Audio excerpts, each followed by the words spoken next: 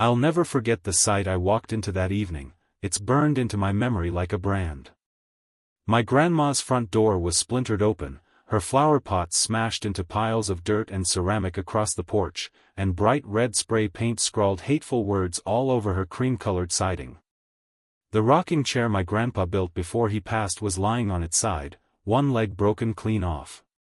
Her windows were cracked, the mailbox torn from the post, and even the little bird feeder she loved had been thrown to the ground.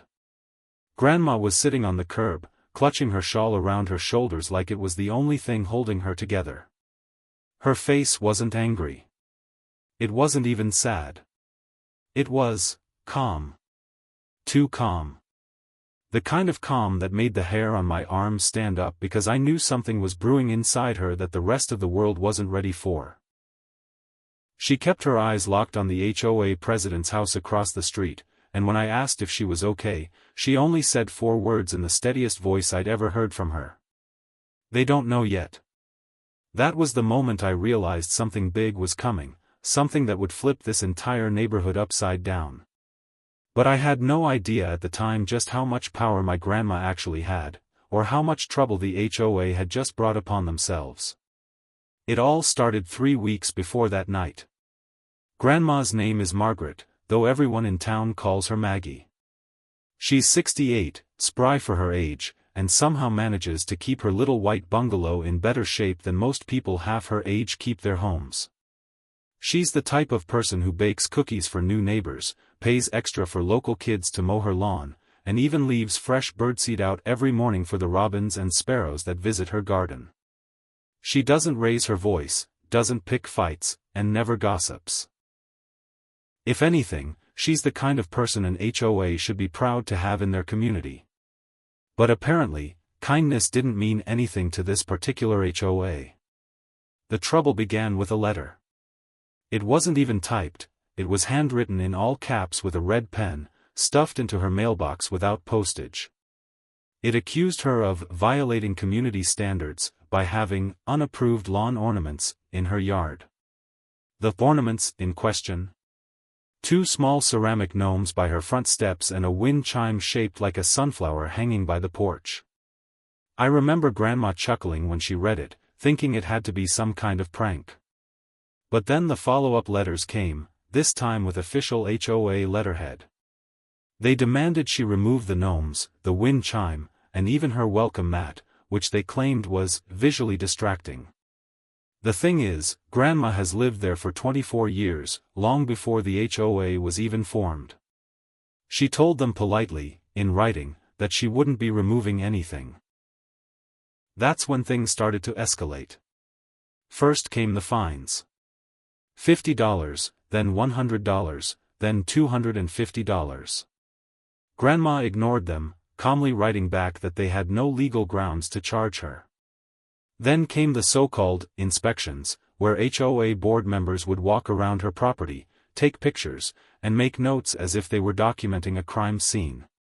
One afternoon, I caught one of them, Ronnie, the treasurer, peeking through her living room window while she was in the kitchen making tea. I stormed outside and yelled at him to leave. He smirked and muttered something about keeping the neighborhood in order before walking off. It was clear they weren't going to stop. The lowest point came when they targeted her garden.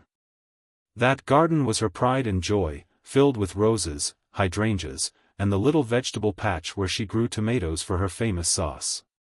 One morning, she woke up to find a notice taped to her front door stating that non-uniform plant growth was not permitted. A week later, someone came in the night and clipped half her rose bushes down to the roots. I saw the look on her face when she found them. She knelt down, touching the cut stems, her hands trembling. But she didn't cry. She didn't scream. She just straightened her back, took a slow breath, and whispered something under her breath that I couldn't hear. For a moment, I thought maybe she would give in, sell the house, move somewhere quieter. But Grandma Maggie isn't the kind of woman who runs from a fight when she knows she's in the right. And just when I thought the situation couldn't get any worse, it did. It was a Friday night when it happened. I had just come home from work when my phone rang, and I heard her voice, steady but urgent. "Sweetheart," she said. "I need you to come over. Now." When I pulled up to her street, the flashing lights of my headlights caught something that made my stomach twist.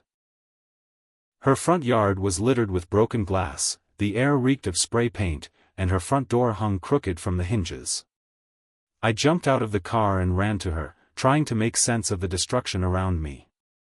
But before I could even get a word out, she looked me straight in the eyes and said something that would change everything. They just made the biggest mistake of their lives. And in that moment, I didn't know whether to be scared for her, or for them. I stood there in the driveway, my heart pounding, the cool night air carrying the faint hiss of spray paint still fresh on the siding.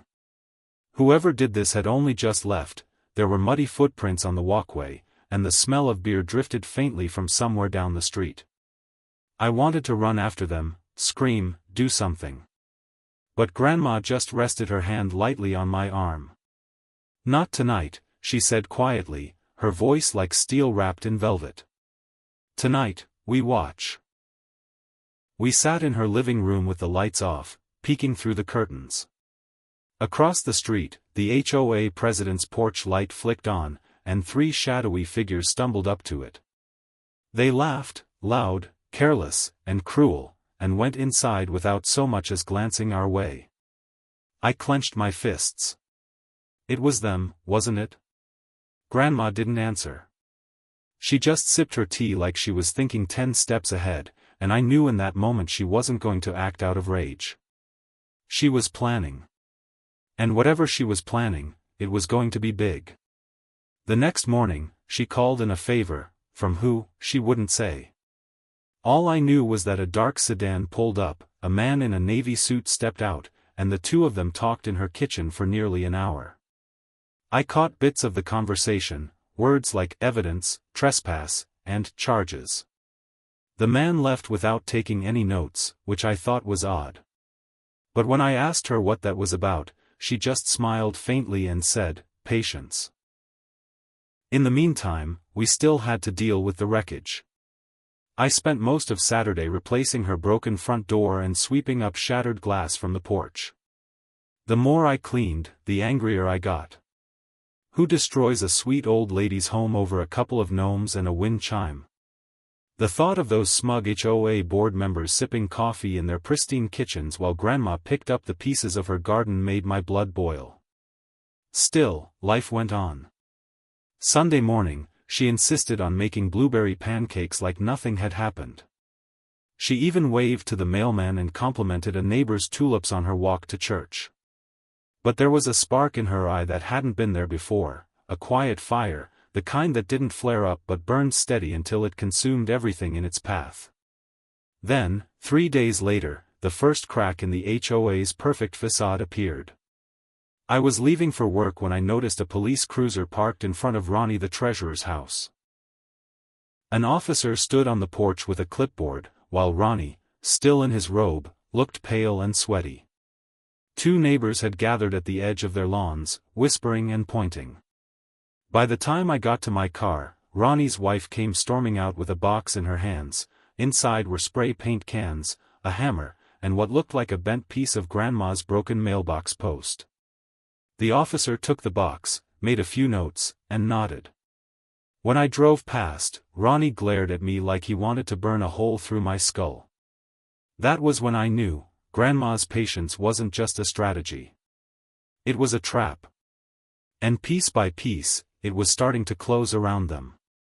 But I didn't realize just how far she was willing to take this, until that Friday night, when the HOA president himself came pounding on her door, red-faced and shouting, demanding to know why she had brought the law into their neighborhood.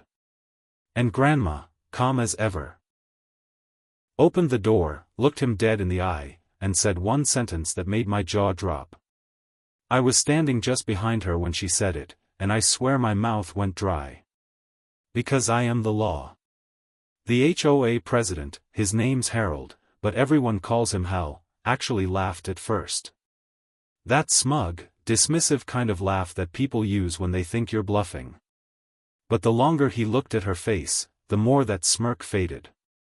"What's that supposed to mean?" he asked, his voice a little less confident now. Grandma didn't answer right away. She just held his gaze, steady as stone, then stepped back and gestured for him to come in. Against my better judgment, he did. I followed them into the kitchen, my stomach knotted. She poured him a cup of coffee like they were old friends catching up, then sat down across from him. "You've been in my home before, Harold," she said evenly. "Though last time, you didn't bother to knock." Hal shifted uncomfortably in his chair. "That was an inspection." "That," she said, "was trespassing." There was a long pause. The ticking of the old wall clock seemed louder than usual. I could see him getting restless, like he wanted to get up and leave but didn't want to look like he was running. Then Grandma leaned forward, folded her hands, and spoke in a tone that left no room for argument. "You might want to tell your board members to keep their evenings free next week.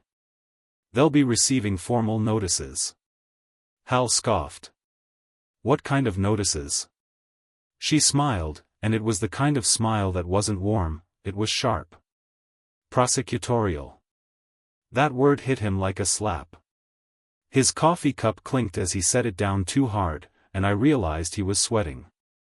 He stood abruptly, muttered something about calling a meeting, and stormed out the front door without another word. The moment he was gone, I turned to her.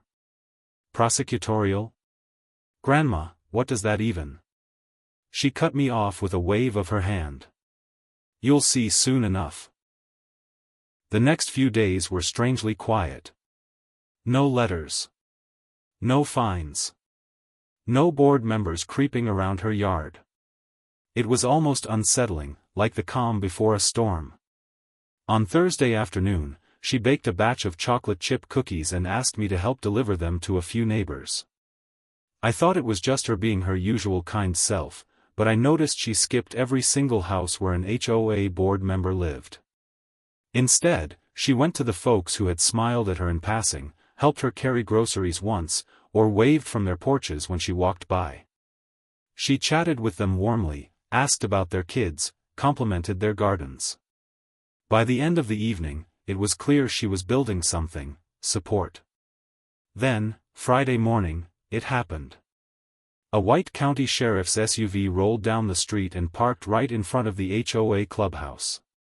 Two uniformed deputies stepped out, one holding a stack of envelopes and the other carrying a clipboard.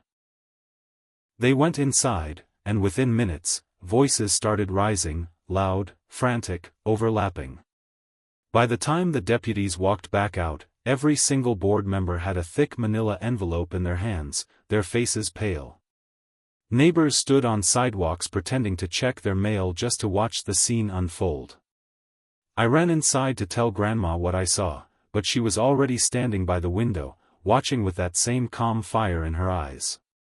"This," she said, "is where things get interesting." But just as she said it, a sound from outside made both of us freeze, a loud, heavy crack, followed by the unmistakable shatter of glass coming from the side of the house. I didn't even think, I just bolted for the front door and rounded the corner of the house. The first thing I saw was the side window, the one above Grandma's sewing desk, now jagged with broken glass. The second thing I saw was a figure sprinting away toward the street, their hood pulled low over their face. "Hey!" I shouted, taking off after them. My sneakers pounded the grass, my breath coming fast, but the figure was quick, too quick. They darted between two houses, leapt a low hedge, and were gone before I could catch up. By the time I got back, Grandma was standing by the window, broom in hand, sweeping the glass into a neat little pile like nothing had happened. But her jaw was set, and her eyes were colder than I'd ever seen. "They're panicking," she said simply, as if she were stating the weather. "That means we're close." I wanted to argue, to tell her this wasn't just some chess game, it was dangerous. But she moved with that same unshakable calm, fetching a sheet of plywood from the shed to board up the window until we could replace it. It was like she'd already decided this was just another piece of evidence. The rest of the weekend passed in a strange tension. She went about her usual routine, making tea in the morning, tending to what was left of her garden. But I could feel her mind working, turning something over and over like a lawyer preparing her closing argument. And maybe that's exactly what she was doing. On Sunday afternoon, I saw her at the dining table with a small black binder, the kind you'd expect to see in a courtroom. She was slipping papers into it, photographs, letters, documents that looked like legal forms. When I asked about it, she didn't look up.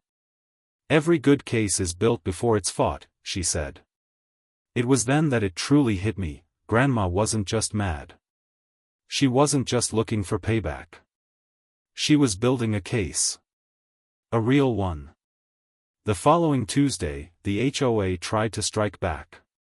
They called an emergency meeting in the clubhouse and sent out notices to the entire neighborhood, claiming Grandma was harassing the board and creating a hostile environment. The flyer even said she was under investigation. I almost laughed when I read it. Under investigation by who? But Grandma just folded the paper neatly and set it aside like it was a piece of junk mail. "Let them talk," she said. "The louder they are, the more mistakes they make." That evening, as the clubhouse filled up, we stayed home. We could hear the muffled shouting from across the street, voices raised, chairs scraping, doors slamming. The meeting went on for nearly 2 hours before the board members spilled out into the night, looking rattled. I thought maybe that was the end of it for the day. But around 10 p.m., there was a knock on the door, loud and deliberate. When I opened it, 2 men in suits stood there, both wearing county prosecutors' badges. And right between them, stepping forward with a thin smile, was Grandma. "Sweetheart," she said, her voice warm but edged with something electric, "I think it's time you learned exactly who I am." I stared at her, my mind trying to catch up with what I was seeing. One of the suited men handed her the black binder from the dining table, and the other tipped his head respectfully like she was his superior. "Wait," I said slowly, "you're with them?" Grandma's eyes softened for just a moment. "Not with them, sweetheart. Above them." The taller of the 2 men stepped forward. "Your grandmother is the state prosecutor for this district," he said matter-of-factly, like it was the most normal thing in the world.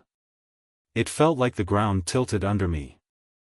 I looked at her, this woman who baked cookies for the neighbors, who rescued stray cats, who never raised her voice, and suddenly I could see the other side of her.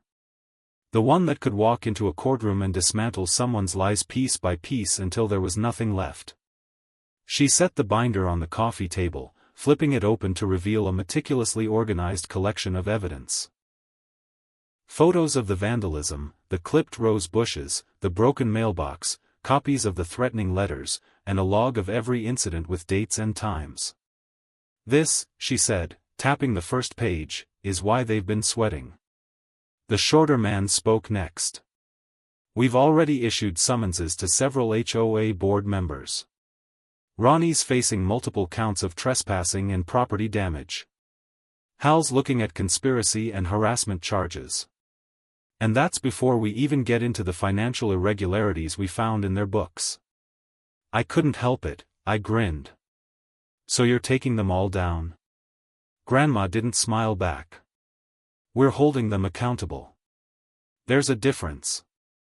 She explained how she'd been watching the HOA for years, ever since they started pushing elderly residents out with bogus violations and endless fines. She'd let them think she was just a harmless old lady while she quietly gathered everything she needed to bring them down the right way. And now, thanks to their own stupidity in targeting her, she had enough to take the whole board apart piece by piece. But as she spoke, a sudden loud bang echoed from outside, a sound like something heavy being dropped on metal. I rushed to the window and saw it immediately, her car, parked at the curb, with the windshield completely smashed in. A shadowy figure was standing beside it, holding a crowbar. And before I could even react, they turned toward the house, and started walking up the driveway. The porch light flicked on, casting the shadowy figure in sharp relief. It was Ronnie, the HOA treasurer, his face twisted with anger, sweat glistening on his forehead. The crowbar gleamed in his grip like he had no intention of stopping at just the car. Before I could even move, the two suited men from the prosecutor's office stepped forward, badges raised. "Drop it, now," the taller one barked. Ronnie froze for half a second, long enough for Grandma to step right past them, her voice calm but cutting through the tension like a blade. "Ronald Pierce," she said, using his full name, "I strongly suggest you put that down before you make my job even easier." He hesitated, then swung the crowbar upward like he might take another shot, only this time, the taller agent lunged, grabbing his arm and twisting it until the metal clanged to the ground. The other agent moved in, snapping handcuffs around Ronnie's wrists in one swift motion. Neighbors had started spilling out onto their lawns, some in robes, others holding cell phones up to record. Across the street, Hal stood frozen on his porch, watching the scene unfold with wide eyes. Grandma didn't raise her voice, didn't so much as flinch. She simply stepped closer to Ronnie as the deputies arrived, looking him dead in the eye. "You thought I was just an old woman with a garden and a couple of gnomes," she said. "But you've been vandalizing the wrong homes for too long. Tonight, it ends." The deputies led him to the waiting cruiser, but the night wasn't over. The agents turned toward Hal's house, their radios crackling. "Board president next," the taller one said, almost casually. "He's not walking away from the embezzlement charges." Hal bolted for his door, but two deputies were already on the porch.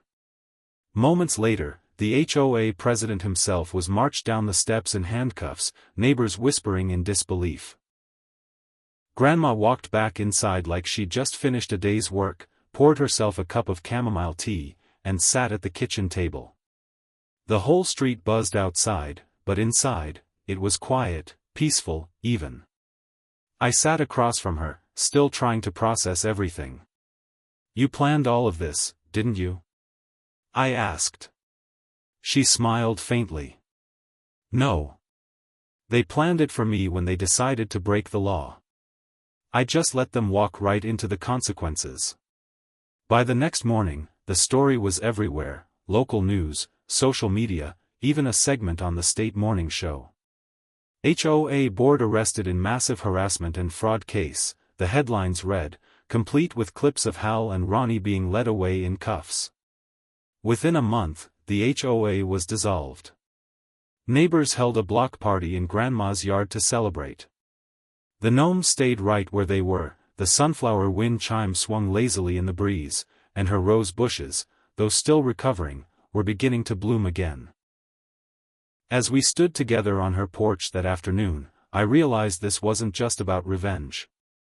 It was about showing an entire neighborhood that kindness isn't weakness, and that some people have more power than they let on. Grandma sipped her tea, watching the kids play in the street, and said quietly, "Justice isn't about making people afraid, it's about making them think twice before they hurt someone again." And in that moment, I knew one thing for certain: no one would ever underestimate Maggie Hayes, state prosecutor, or her gnomes, ever again.